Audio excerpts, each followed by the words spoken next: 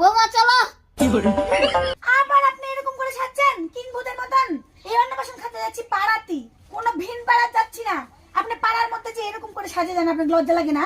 আমি কি জামা কাপড় পরে নাই তাই আমার লজ্জা লাগবে? আমি আপনার বেটার বউ হয়ে কি সুন্দর করে শাড়ি টাড়ি পরে সাজছি, আর আপনি কি এগুলো সাজিয়েছেন? চলেন। ওহো, দাঁড়ান তো। বাবা, হাতে তো আবার ঘড়ি। আপনি যে ঘড়িটা পরেছেন, ঘড়ি দেখতে জানেন? জানি না তো কি হয়েছে, তোমার বাপের থেকে দেখে নিব। তা আমার বাবা তো আপনার সাথে যাচ্ছে না। এখন যদি কেউ জিজ্ঞাসা করে যে কটা বাজে একটু বলেন তো, তখন কি করবেন? আমার কাছে মোবাইলটা কি জন্য আছে, এটা নিছি, এটা দেখবো, দেখে সঙ্গে সঙ্গে বলে দিব। যদি বেশি কথা বলে তাহলে কব আমি যে যখন মোবাইলটা আমি চার্জার দিব তখন কি আমার টাইম দেখতে হবে না, তখন আমি ঘড়ি দেখবো। ওই জন্য আমার দুটা সম্বল, একটা ঘড়ি একটা মোবাইল। তুমি যাবেন তো চলো, নাহলে আমি চলে যাচ্ছি। জানো মাল,